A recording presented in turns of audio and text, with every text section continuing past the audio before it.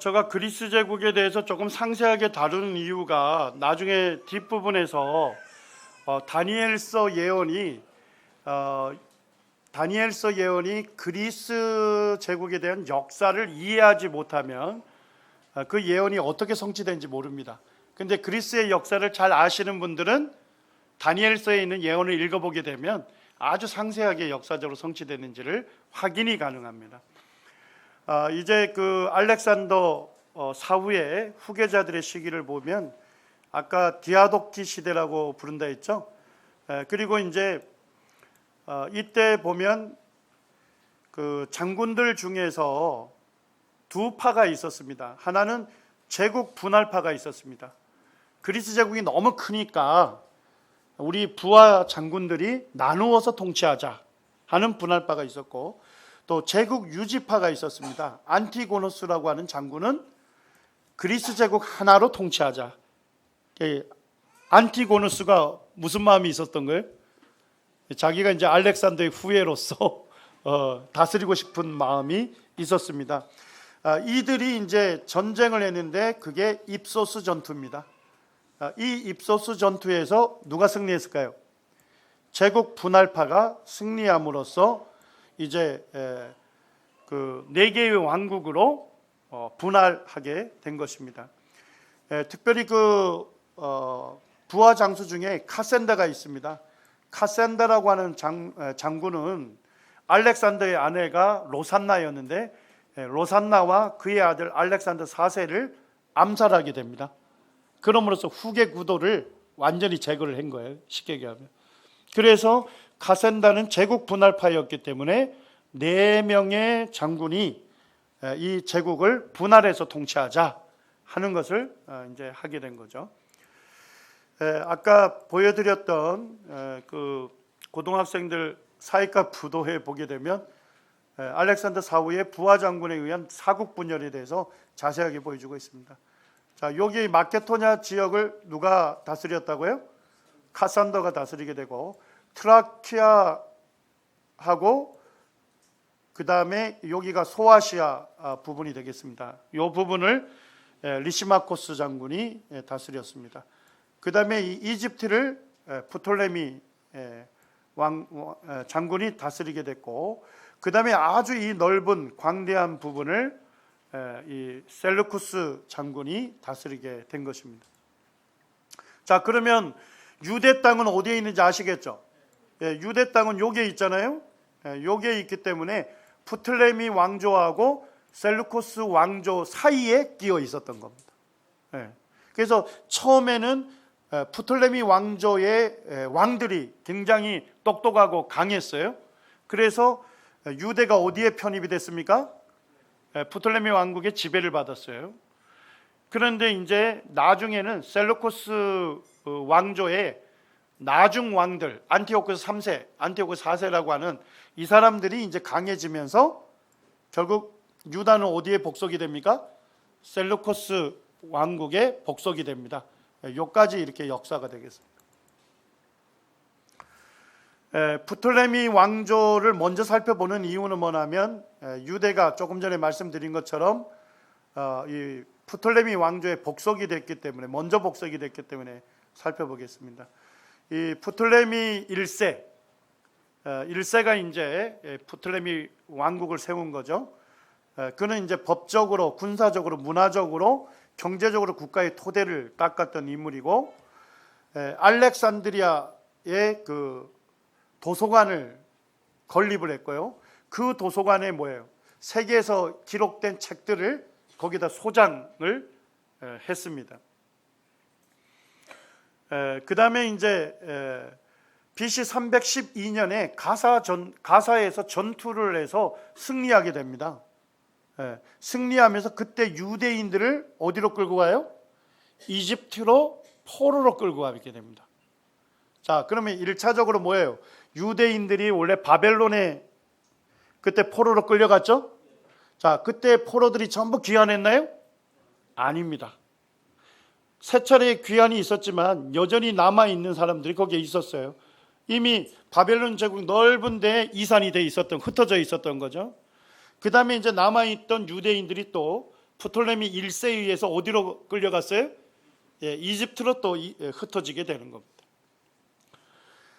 그 다음에 이제 프톨레미 2세는 꼭 우리가 기억해 둬야 할 왕입니다. 왜냐니까 이 프톨레미 2세는 아버지가 건립한 그 알렉산드리아에 있는 도서관에 그 세계의 많은 그 책들을 소장하기를 원했어요.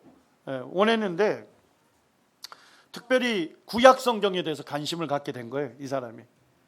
그리고 이집트에 아까 유대인 포로들을 끌고 왔습니다만 끌고 오기 전에도 유대인들이 있었죠. 예레미야와 함께 이집트로 망명했던 엘라판틴이라는 지역에 성전을 짓고 거기에 있었던 유대인들이 있었습니다. 그들은 오랜 시간이 지나다 보니까 뭘 다 잊어먹었어요? 히브리어를 다 잊어먹은. 그래서 그들이 아는 것은 헬라어밖에 없게 된 거예요. 그래서 이제 프톨레미 2세가 히브리어로 되어 있는 구약 성경을 어떻게 합니까? 그 당시 전 세계의 공통 용어라고 할 수 있는 헬라어로, 그리스어로 번역을 한 것입니다. 그걸 무슨 성경이라 합니까? 70인역 성경이라고 하는 것입니다. 이 70인역 성경을 만들기 위해서 유대인들에게 환심을 사고 싶었는데, 그래서 그 당시에 이집트에 끌려왔던 유대인 포로들이 있잖아요. 그들을 전부 자유를 주게 된 것입니다. 그럼으로써 이제 유대인들에게 환심을 사게 되고, 그 다음에 이스라엘에 있는 랍비들을 초청해서 이제 히브리어로 되어 있는 성경을 헬라어 성경으로 번역을 하게 된 겁니다. 자, 이것이 왜 의미가 있을까요? 자, 그리스 제국이 다스리면서 그 당시의 언어가 뭐로 바뀝니까? 헬라어로, 그리스어로 다 바뀌게 된 거예요. 그런데 구약 성경을 뭐로 번역한 거예요? 그리스어로 번역한 거예요. 그러니까 그 전까지는 유대인들만 읽었던 성경이 이제 누구도 읽을 수 있는 성경이 된 거예요. 그리스 전역에 있는 사람들이 다 읽을 수 있는 성경이 된 것입니다. 이와 같은 놀라운 일이 이제 나중에 이제 복음이 전파될 수 있는 기초를 토대를 닦는 데 있어서 70인역 성경이 크게 기여를 하게 된 것입니다. 그 다음에 이제 3세가 있고 4세, 5세로 가면서 점점 프톨레미 제국은 약해져요. 그래서 프톨레미 4세 때 라피아 지역에서 셀루코스의 왕 안티오쿠스 3세하고 전투가 붙었는데 그때는 격퇴를 했습니다. 격퇴를 하고 이제 프톨레미 4세가 예루살렘을 방문합니다. 그리고 이제 자기가 성전에 들어가고 싶은 거예요. 지성소에 들어가려 했어요. 세계 역사에서는 그가 지성소에 들어가려 했을 때 온몸에 마비가 생겼다 이렇게 돼 있습니다. 지성소로 들어가려고 했는데 딱 떨어진 거죠. 딱 떨어지면서 그는 이제 유대인들을 박해하기 시작을 한 거예요. 이게 이제 프톨레미 4세가 되겠습니다. 그 전까지는 굉장히 우호적이었거든요. 프톨레미 4세 때 이제 유대인 박해가 시작됐고, 프톨레미 5세 때 셀루코스의 왕인 안티오쿠스 3세하고 2차전이 또 붙어요. 자, 어디에서 붙습니까? 바니아스라는 지역에서 붙습니다. 바니아스는 쉽게 얘기하면 이스라엘의 제일 꼭대기가 뭐였죠? 단지파들이 있었잖아요. 거기를 텔단이라는데 바니아스 지역이 단지파, 단 지역입니다. 단 지역.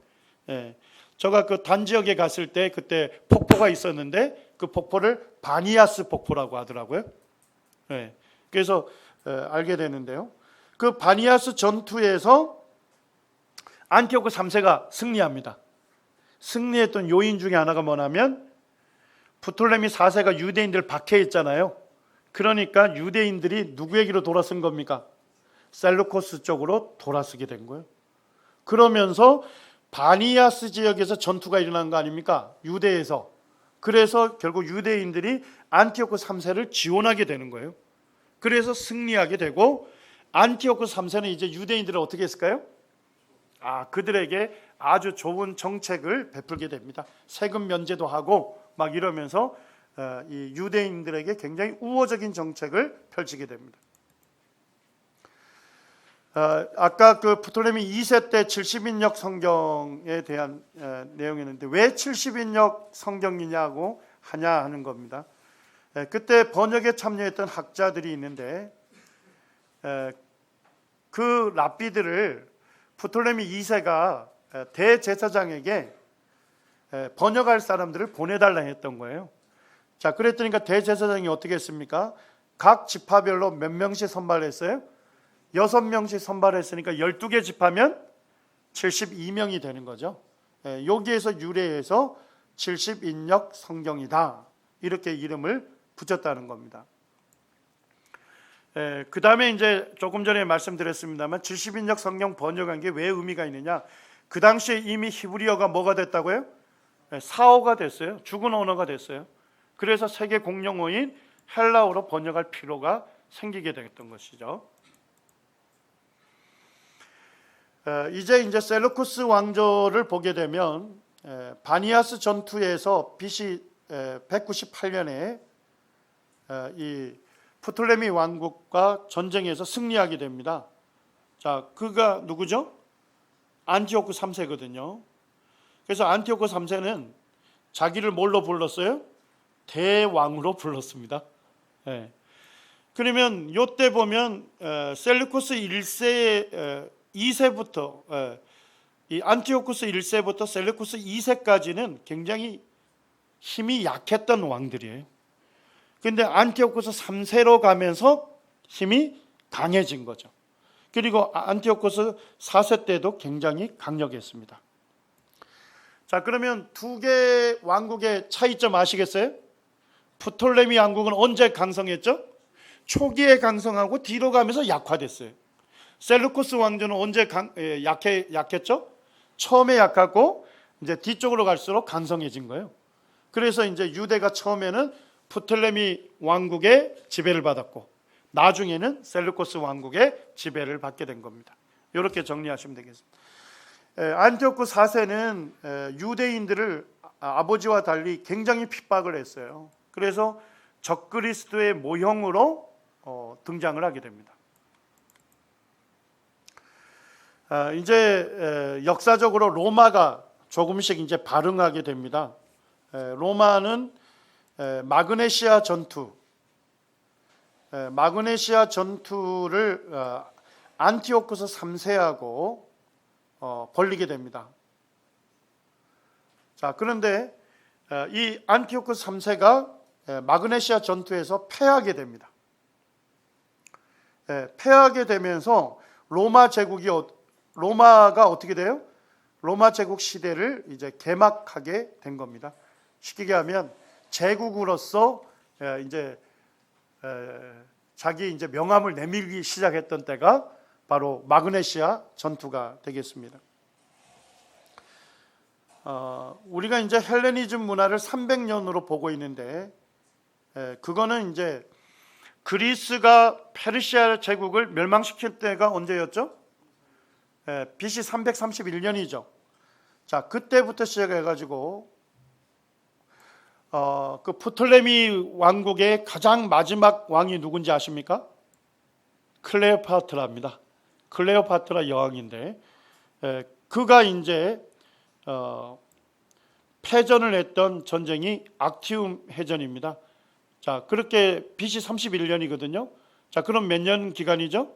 300년 기간 동안 헬레니즘 문화 시대로 우리가 세계사에서 말하고 있습니다. 그리고 이제 마그네시아 전투에서 안티오크 3세가 이제 로마에 의해서 이렇게 로마에 패하게 되거든요. 그러면서 BC 188년에 아페마야 평화조약을 맺습니다.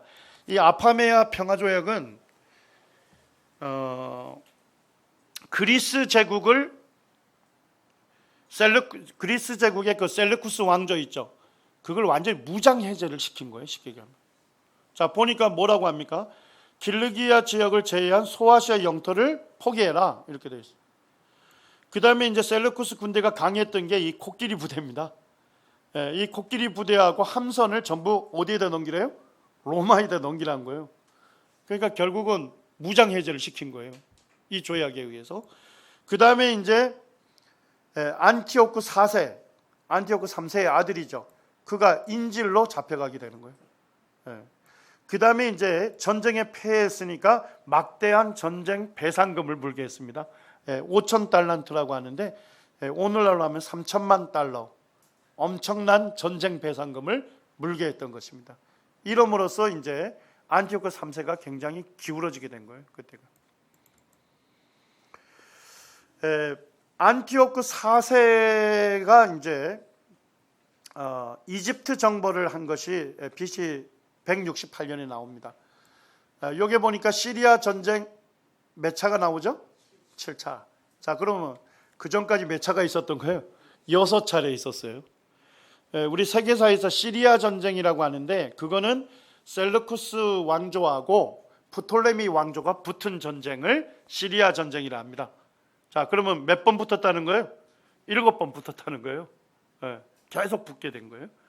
자, 그런데 7차 때 안티오쿠 4세가 이제 이집트를 정벌하게 왔는데 지금 그 안디옥 아시죠?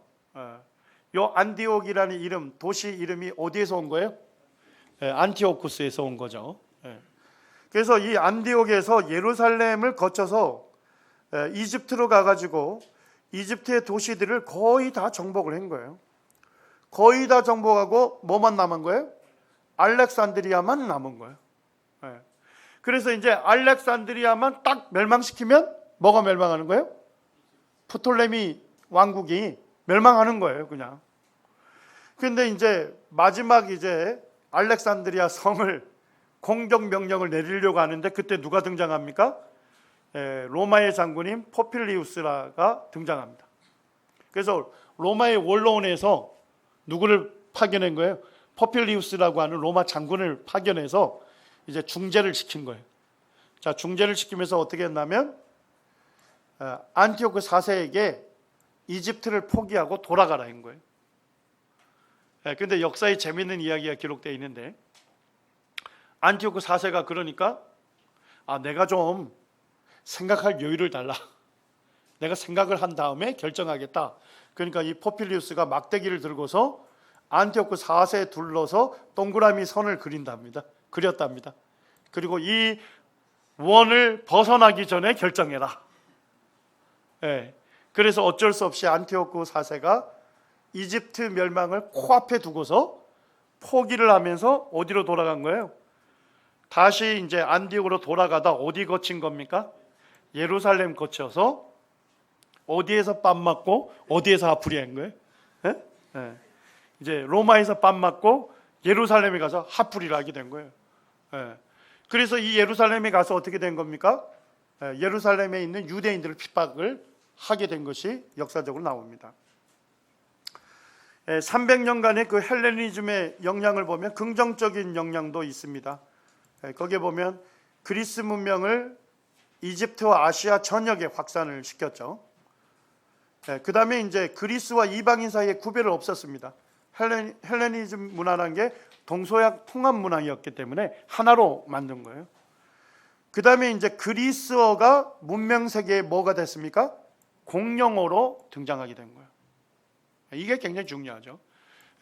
신구약 중간사에 그리스 제국이 등장해서 복음을 전할 수 있는 토대가 만들어진 거예요. 전부 동일한 언어를 썼기 때문에 사도 바울이 가는 곳마다 뭐예요? 헬라어로 복음을 전하면 됐던 거예요.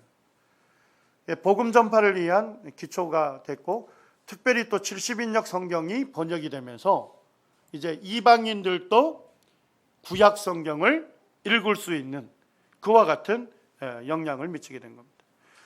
부정적인 영향을 보게 되면 그리스인들은 굉장히 도덕적으로 부패했었고요. 그 다음에 이제 동양의 안 좋은 문화, 사치 풍조와 접한 뒤에 그리스 사람들이 굉장히 나약하고 무기력해졌다고 역사에서 평가하고 있습니다.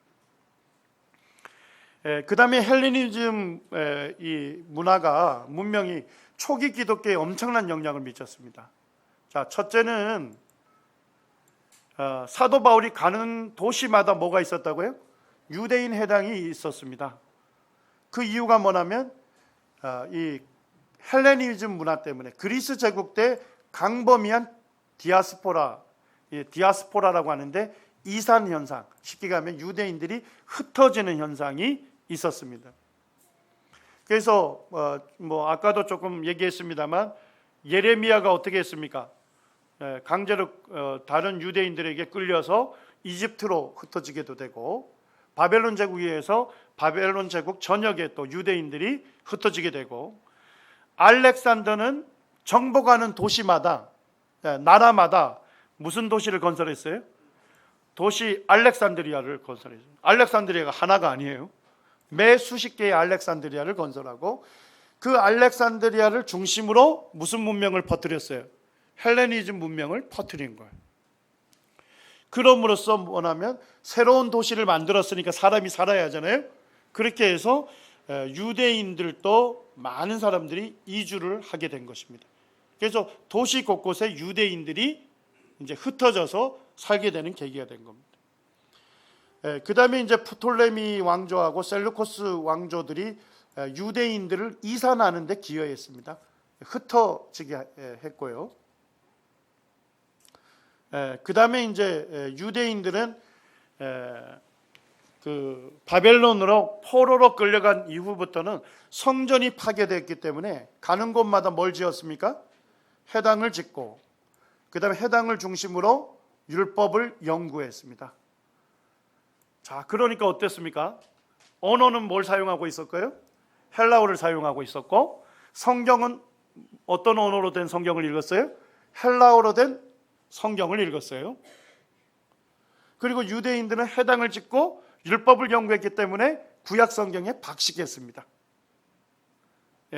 그래서 사도 바울이 방문하는 도시마다 유대인 회당을 가장 먼저 찾았고, 그들에게 복음을 전해서 최초로 교회들을 그 도시에 세우게 되는 일들이 일어나게 된 거죠. 사도행전 13장에 보면 또 다른 사도행전에서 나옵니다만, 사도행전 13장 배경이 아마 비시디아 안디옥에서 사도 바울이 비시디아 그 안디옥이라는 지역에 갔을 때 유대인 회당에서 복음을 전합니다. 근데 유대인 회당에 유대인만 있었던 게 아니에요. 누구도 있었습니까? 유대교에 입교한 경건한 사람들이 있었습니다. 자, 이 사람들은 어떻게 유대교로 개종을 한 거예요? 거기에 기여했던 건 뭡니까? 70인역 성경으로 그들은 구약 성경을 그들의 언어로 읽을 수 있었고, 또한 이제 유대인들은 또 헬라어로 또 이 회당을 중심으로 성경을 가르쳤기 때문에 이방인들 중에서 결국 이제 구약 성경 말씀을 듣고서 하나님을 믿게 된, 유대교로 개종했던 그런 경건한 사람들이 그들도 이제 복음을 처음 듣게 된 것이죠. 셀루코스 왕조와 이제 마카피 혁명이 일어나게 됩니다. 마카피 혁명이 BC 167년에 일어나서 이제 마카피 왕조를 세우게 되고, 그 왕조가 BC 67년에 멸망했습니다. 자, 그럼 몇 년 정도 독립한 거예요? 100년 정도 신구약 중간사에 유대가 국가로서 독립했던 시절이 있었던 겁니다. 그 안티오크 4세가 이집트에서 다 된 밥을 놓치고 돌아오면서 어디 거쳤다고요?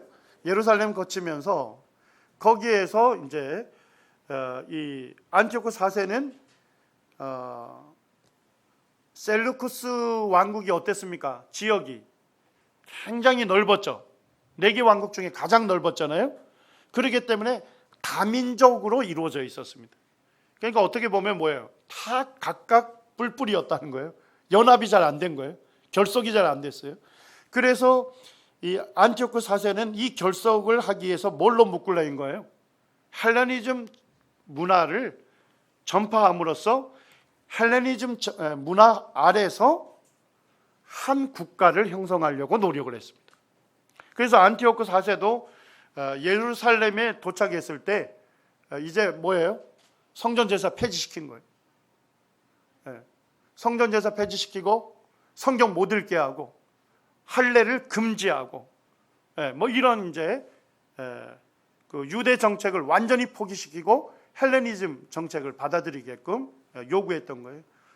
그러니까 이제 유대인들이 거기에 반발하면서 마카비 혁명이 발생이 됐던 겁니다. 그 다음에 이제 마카비 시대를 세 가지로 구분할 수 있겠습니다. 세 시대로. 마카비 혁명이 발발해서 성전 예루살렘을 탈환해서 처음에 한 것이 성전 재봉헌을 합니다.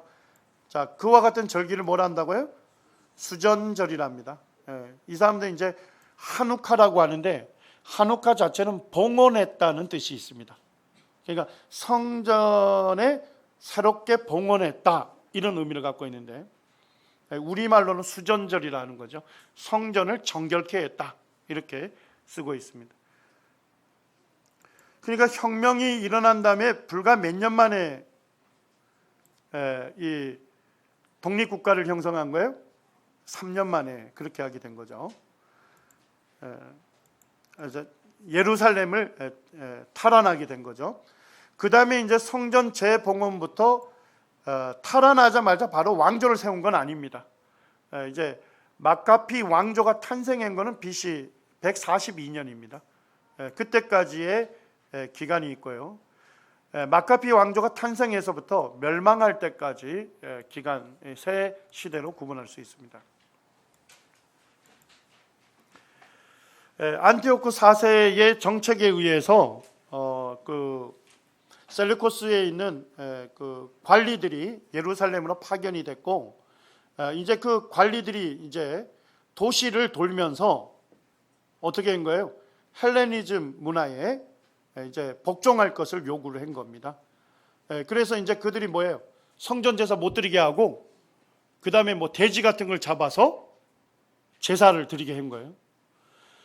근데 이 혁명이 발발한 게 뭐냐면 예루살렘 외곽에 제사장들이 사는 도시가 있었답니다. 자, 그 도시 이름이 뭡니까? 모딘이라고 하고 뭐 또 모데인이라고도 하고 똑같은 도시입니다. 발음만 그렇게 한 거죠.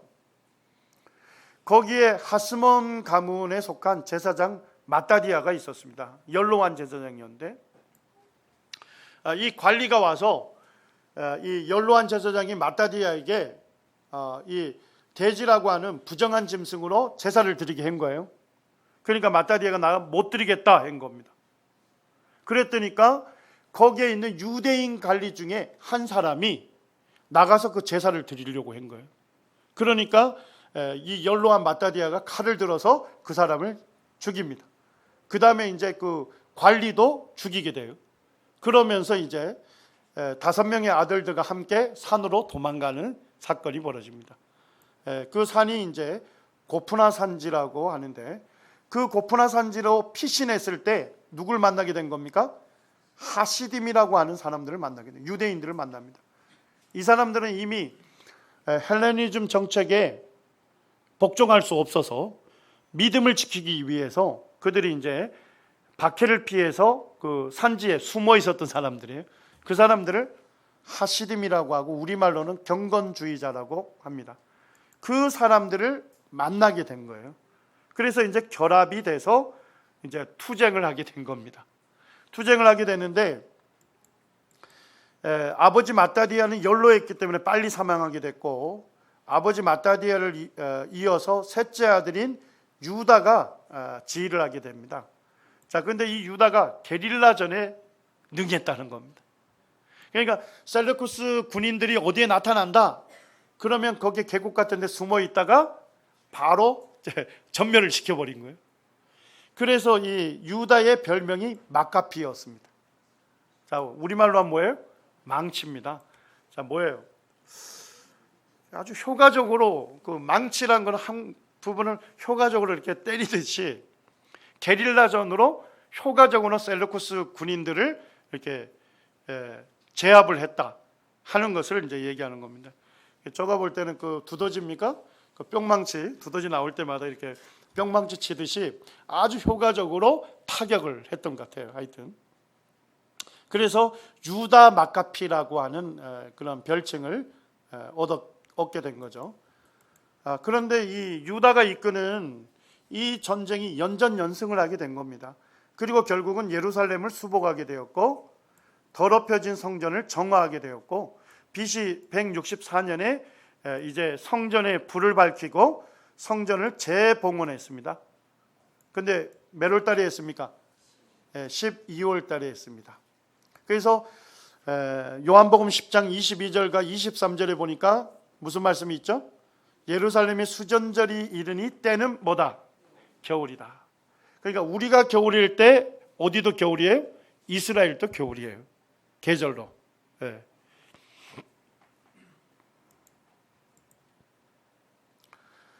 성전 재봉헌부터 해서 마카피 왕조가 탄생할 때까지를 살펴보면 이제 유다는 이제 예루살렘은 탈환했지만 완전한 독립국가는 아니었습니다.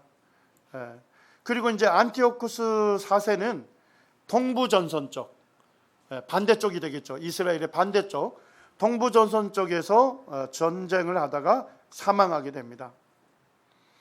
그리고 이제 데메트리우스라고 하는 왕이 등장을 하는데 이 왕이 등장을 해서 새로운 대제사장을 세우는데 아론의 후예인 약침이라고 하는 사람을 임명합니다. 자, 그러면서 유대인들에게 우호적인 정책을 펴니다. 그게 뭐죠? 완전한 종교의 자유를 선포한 거예요. 자, 그러면 하시dim 경건주의자들은 왜 산으로 갔습니까? 그들의 종교적인 그 믿음을 지키기 위해서 간 겁니다. 그러니까 유대의 독립에 대해서는 이 사람들은 관심이 없었어요. 이 사람들은 오직 종교적인 자유만을 얻기를 원했던 거예요. 그러니까 데메트리우스 왕이 그렇게 하니까 하시딤 사람들은 받아들인 거예요. 그렇지만 마카피는 뭐 하기를 원한 거예요? 완전한 국가로서 독립하기를 원한 거예요. 자, 한 결합체이지만 이 두 집단이 뭐예요? 뭐가 달라요? 목표가 다르잖아요. 그렇게 해서 결국은 결별하게 된 것입니다.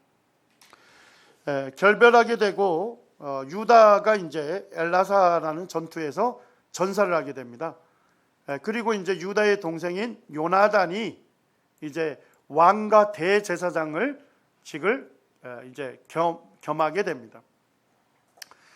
요게 이제 마카피의 그 가문의 그 계보입니다. 보면 이제 아버지 마따디아가 그 전쟁을 수행했는데 연로해서 빨리 사망했죠. 자, 아버지를 이어서 누가 통치자가 됐죠? 유다 마카피가 통치자가 됐어요. 그래서 유다 마카피에 의해서 예루살렘이 어떻게 됐습니까? 수복이 되고 성전이 봉헌이 되고 성전 제사가 회복이 된 거예요. 자, 그 다음에 유다가 전사하니까 이제 누가 바통을 이어받았습니까? 막내 아들인 요나단이 이제 유다 사막에서 게릴라전을 이끌게 됩니다. 그리고 요나단도 사망하게 됐어요. 자, 그러니까 둘째 아들 누가 이제 바통을 이어받습니까? 시몬이 운 좋게 이어받으면서 유대가 뭐가 됩니까? 독립국가로 세워지게 된 것입니다.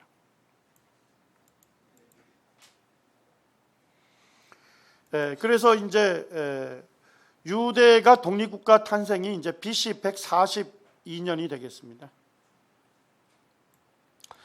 독립국가를 이제 탄생이 됐고요. 시몬은 대통합을 이루었습니다. 그러니까 유대인들 중에서 어떤 사람이 있었어요? 헬레니즘 문화를 적극적으로 받아들이는 친그리스파가 있었어요. 그 다음에 이제 그것에 반대했던 하시딤들이 있었어요. 그 다음에 이제 마카피파가 있었던 거죠. 그 세 집단이 통합을 이루게 되는 계기가 됐고, 그 다음에 이제 요한 힐카누스가 이제 왕이 되는데, 요한 힐카누스는 어떻게 됐습니까? 사마리아를 원정하게 됩니다. 그리고 사마리아 사람들 그리심산에 뭘 세웠죠? 사마리아 성전을 세워놨는데 그 성전을 파괴합니다. 그리고 요한 힐카누스가 어디를 정복했죠? 이두메를 정복하게 돼요. 자, 이두메를 정복하면서 뭐가 있었습니까? 이두메 사람들은 어느 족속이에요? 에돔 족속이잖아요. 그 사람들을 어떻게 한 거예요? 강제로 유대교로 개종을 시킨 거예요.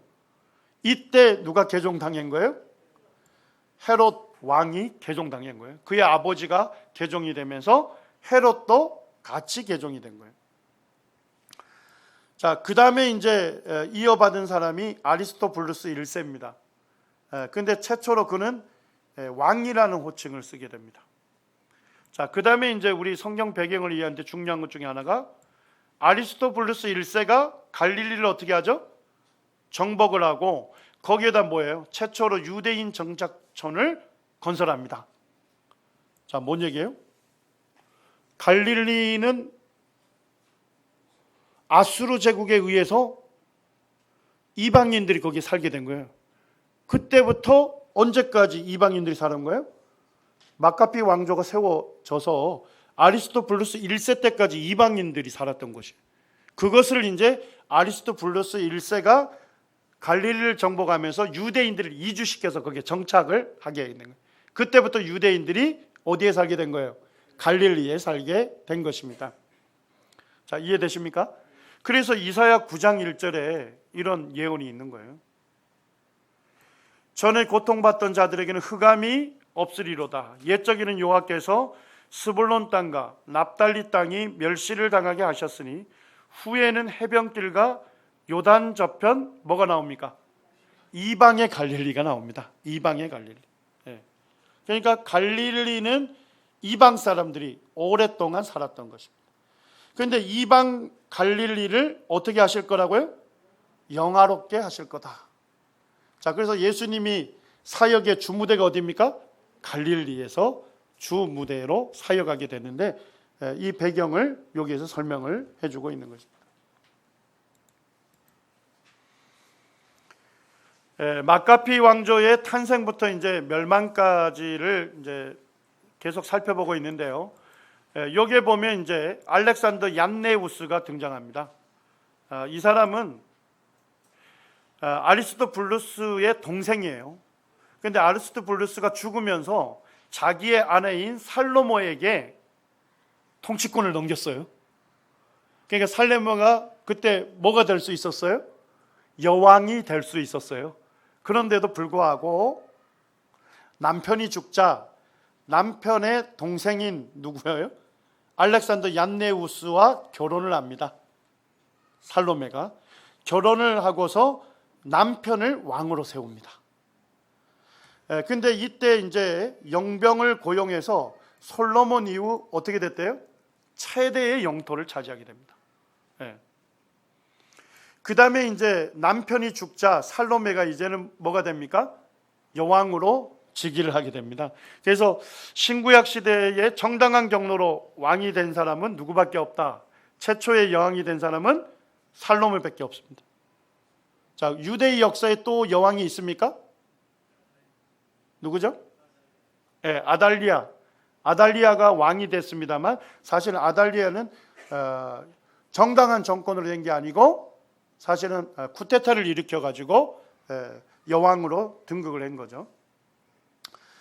살로메 알렉산더 여왕이 이제 국민 대통합을 이루면서 마카피 왕조의 최대 전성기를 구가했답니다. 자, 근데 문제는 뭐예요? 이제 맏아들에게 통치권을 넘겼는데 첫째하고 둘째가 어떻게 된 거예요? 또 왕자의 난을 벌이면서 싸움을 하게 됐습니다. 그러면서 이제 계속 약화가 되면서 로마의 폼페이우스에 의해서 마카피 왕조가 최종적으로 어떻게 되죠? 멸망을 하게 되는 겁니다. 그래서 유대인은 독립을 몇 년 정도밖에 못한 거예요? 한 100년 정도만 독립을 하게 됐고 결국 이제 로마에 의해서 완전히 멸망이 되게 된 것입니다. 이것이 이제 그 마카피 왕조 때 알렉산더 얀네우스 때 지금 이룬 통치 영역이에요. 굉장히 넓은 영토를 차지하게 됐죠. 그래서 짧은 기간이었습니다만 남북이 통일이 되었고 솔로몬 이후에 최대의 영토를 차지하게 됐던 겁니다. 마카비 왕조의 계보를 좀 잠깐 보시면, 제가 시몬이 유대 독립을 이룰 때까지는 설명을 드렸습니다. 그리고 이제 시몬이 누구에게 넘겨줬습니까? 둘째 아들인 요한 힐카누스 1세에게 넘겨주었고, 요한 힐카누스 1세는 살로메 알렉산드라하고 결혼을 했죠. 결혼을 했는데 아니군요. 요한 힐카누스 1세가 아리스토블루스 1세에게 넘겼습니다. 통치권을 넘기고 아리스토블루스 1세하고 살로메가 결혼을 한 거죠. 그러면서 이제 아리스토블루스가 죽으면서 통치권을 누구에게 넘겼다고요? 살로메에게 넘겼는데, 살로메는 자기가 여왕으로 바로 즉위 안 하고 동생인 알렉산더 얀네우스하고 결혼을 하고 이 알렉산더 얀네우스를 통치자로 세웁니다. 자, 그 다음에 남편이 죽자 이제 어떻게 해요? 살로메가 이제 여왕으로 즉위하게 된 거예요. 그리고 이제 두 아들이 있었는데 아리스토블루스 2세하고 요한 힐카누스 2세입니다. 이들이 이제 왕자의 난을 벌리면서 결국 폼페우스에게 이 정복을 당하게 된 것입니다.